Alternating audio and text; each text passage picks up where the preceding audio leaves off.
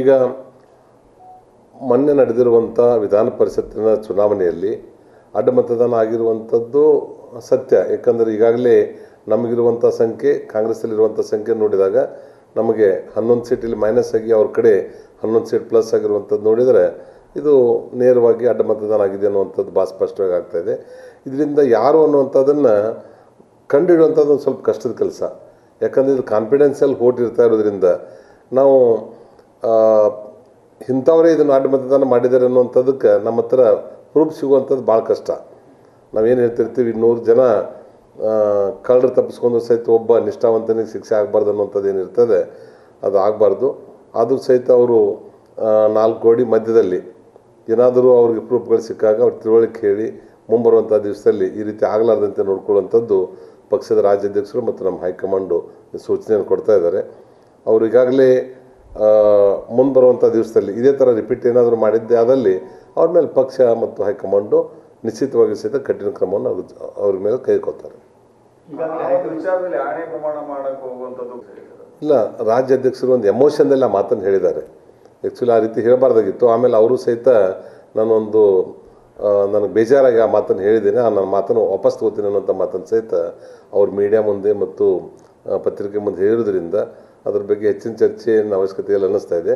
ಒಟ್ಟಾರೆ ಇದು ಅಡ್ಡ ಮತದಾನ ಆಗುವಂಥದ್ದು ಕೇವಲ ನಮ್ಮ ರಾಜ್ಯದಲ್ಲಿ ಅಷ್ಟೇ ಅಲ್ಲ, ಹಿಂದಿನ ಇತಿಹಾಸವನ್ನು ತೆಗೆದು ನೋಡಿದಾಗೂ ಸಹಿತ ಕರ್ನಾಟಕದಲ್ಲಿರ್ಬೋದು, ನಮ್ಮ ರಾಜ್ಯದ ಬೇರೆ ಬೇರೆ ರಾಜ್ಯಗಳಲ್ಲಿ ಮತ್ತು ಕೇಂದ್ರದಲ್ಲಿ ಸಹಿತ ಅಡ್ಡ ಮತದಾನ ಆಗಿರುವಂಥದ್ದು ಗೊತ್ತಾಗಿದೆ.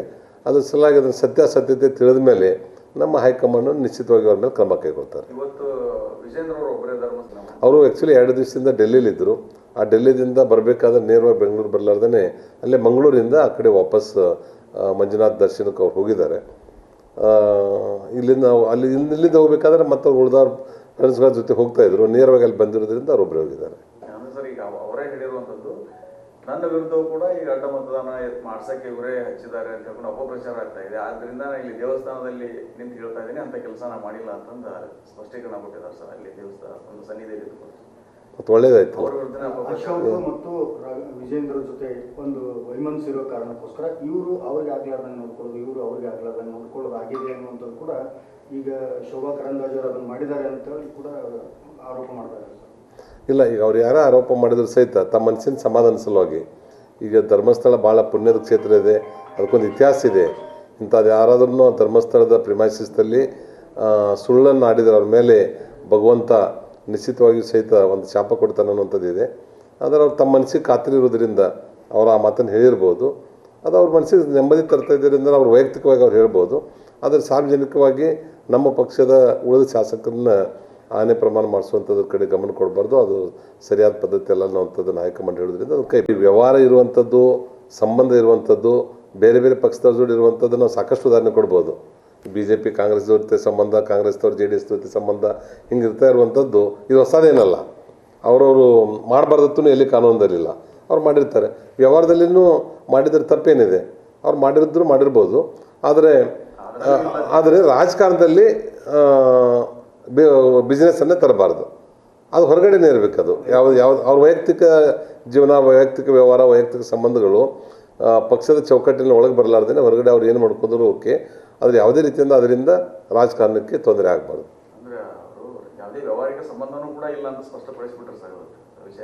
ಹೌದಲ್ಲ, ಅದು ಭಾಳ ಒಳ್ಳೇದಾಯ್ತು. ಇದೊಂದು ಕ್ಲಾರಿಟಿ ಆಯಿತು. ವ್ಯವಹಾರ ಇದ್ದದ್ದು ಅವರಿಬ್ಬರಿಗೇ ಗೊತ್ತು. ಯಾಕಂದ್ರೆ ಹೊರಗಡೆ ಅವ್ರಿಗೆ ಯಾರಿಗೂ ಗೊತ್ತಿರದೇ ಇರೋದ್ರಿಂದ ಅವ್ರು ಕ್ಲಾರಿಟಿ ಕೊಟ್ಟದ್ದು ಇನ್ನೂ ಯಾರು ಸಂಶಯ ಪಡ್ತಾ ಇದ್ರು, ಅವ್ರದ್ದು ಕ್ಲಾರಿಟಿ ಸಿಕ್ಕಂಗಾಯ್ತು. ಇಲ್ಲ, ಅಲ್ಲಿ ಹೋದಾಗ ಯಾರೂ ಇರಲಿಲ್ಲ, ಮೀಡಿಯಾನೂ ಇಲ್ಲ ಮತ್ತು ಪಬ್ಲಿಕ್ನೂ ಯಾರೂ ಇಲ್ಲ. ಅವರಿಬ್ಬರು ಮತ್ತು ನಮ್ಮ ಡೆಪ್ಯೂಟಿ ಚೀಫ್ ವಿಪ್, ರಾಷ್ಟ್ರೀಯ ಅಧ್ಯಕ್ಷರು 4 ಜನ ಇದ್ದಾರೆ. 4 ಜನದಾಗ ಅಲ್ಲಿ ಮೀಡಿಯಾನೂ ಇಲ್ಲ. ಅವ್ರು ಯಾರು ಹೊರಗಡೆ ಹೇಳುವಂಥವ್ರಲ್ಲ. ಚೀಮಾರಿ ಹಾಕಿರುವಂಥ ಪೇಪರ್ನಲ್ಲಿ ಟಿವಿದಲ್ಲಿ ಮಾತ್ರ ಬಂದಿದೆ ಹೊರತು ಅಲ್ಲಿ ಅದಕ್ಕೆ ಯಾವುದೇ ರೀತಿಯಿಂದ ಪ್ರೂಫ್ ಇಲ್ಲ. ಚೀಮಾರಿ ಹಾಕಲ್ಲ, ತಿಳುವಳಿಕೆಯನ್ನು ಹೇಳ್ತಾರೆ ಅವ್ರ ಅನುಭವದ ಮೇಲಿಂದ ಯಾವ ರೀತಿ ಮುಂದೆ ನಾವು ಪ್ರಿಕಾಷನ್ ತೊಗೋಬೇಕು, ಯಾವ ರೀತಿಯಿಂದ ಆಗಲಾರ್ದಂತೆ ನೋಡ್ಕೋಬೇಕು ಅನ್ನೋಂಥದ್ದನ್ನು ಹೇಳಿರ್ತಾರೆ ಹೊರತು ಅವ್ರಿಗೆ ಏನು ಮೀಡಿಯಾದಲ್ಲಿ ಬಂದಿದೆ ಆ ರೀತಿ ಘಟನೆಗಳಾಗಲಿಕ್ಕೆ ಸಾಧ್ಯ ಇಲ್ಲ ಅನ್ನೋಂಥದ್ದನ್ನು ಹೇಳ್ತೇನೆ. ಸರ್, ಈಗ ಅವರು BJP ಉಚ್ಚಾಟಿತ ಶಾಸಕಿ ST ಸೋಮಶೇಖರ್ ಅವರು ಶೋಭಾ ಕರಂದ್ಲಾಜೆ ಅವ್ರ ಕಾರಣ ಅಂತ ಅವ್ರ ಮೇಲೆ ಹೇಳಿದ್ರು. BJP ಹಾಳಾಗಲಿಕ್ಕೆ ಶೋಭಾ ಕರಂದ್ಲಾಜೆ ಕಾರಣ ಅಂತ. ಏನು ಅವ್ರ ವೈಯಕ್ತಿಕ ಅವ್ರದ್ದೇನೇ ಹೇಳಿಕೆ ಅದು ಇರ್ಬೋದು.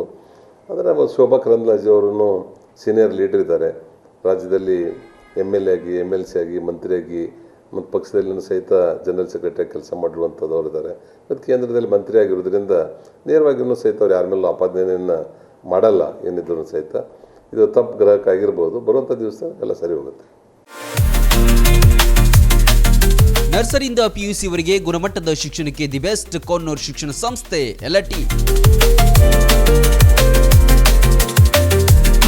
ವಿಶಾಲವಾದ ಕ್ಯಾಂಪಸ್, ಡಿಜಿಟಲ್ ಕ್ಲಾಸ್ ರೂಮ್, ನುರಿತ ಬೋಧಕರು, ಕಂಪ್ಯೂಟರ್ ಪ್ರಯೋಗಾಲಯಗಳು, ಹಾಸ್ಟೆಲ್, ಸ್ಕೂಲ್ ಬಸ್ ಸೌಲಭ್ಯಗಳನ್ನು ಒಳಗೊಂಡಿದೆ. ಹೈಸ್ಕೂಲ್ ಮಟ್ಟದಲ್ಲೇ JEE, NEET, KCET ಪರೀಕ್ಷೆಗಳಿಗೆ ಕೋಚಿಂಗ್ ನೀಡಲಾಗುತ್ತೆ. ಪಠ್ಯೇತರ ಚಟುವಟಿಕೆಗಳಾದ ಸಾಂಸ್ಕೃತಿಕ, ಕ್ರೀಡೆ, ಶಿಸ್ತಿಗೂ ಹೆಸರಾಗಿದೆ. ಅನಿಲ್ ಕುಂಬ್ಳೆ ಸ್ಪೋರ್ಟ್ಸ್ ಅಕಾಡೆಮಿಯ 10 ವೀಕ್ ಸ್ಪೋರ್ಟ್ಸ್ ತರಬೇತುದಾರರಿಂದ ಕೋಚಿಂಗ್ ನೀಡಲಾಗುತ್ತೆ. ಇದು ಏಕೈಕ ರೂರಲ್ CBSE ಸ್ಕೂಲ್. ಅಷ್ಟೇ ಅಲ್ಲ, ಇದು ರೆಸಿಡೆನ್ಷಿಯಲ್ CBSE ಸ್ಕೂಲ್. ಕೈಗೆಟುಕುವ ದರದಲ್ಲಿ ಗುಣಮಟ್ಟದ ಶಿಕ್ಷಣಕ್ಕೆ ಮೊದಲ ಆದ್ಯತೆ. ಈಗಾಗಲೇ ದಾಖಲಾತಿಗಳು ಆರಂಭವಾಗಿವೆ. ನಿಮ್ಮ ಮಕ್ಕಳ ಭವಿಷ್ಯ ನಿರ್ಮಾಣವೇ ನಮ್ಮ ಗುರಿ. ರನ್ ಟಿವಿ ನ್ಯೂಸ್ ವಿಡಿಯೋಸ್ ನೋಡಲು ಸಬ್ಸ್ಕ್ರೈಬ್ ಮಾಡಿ, ಬೆಲ್ ಐಕಾನ್ ಪ್ರೆಸ್ ಮಾಡಿ.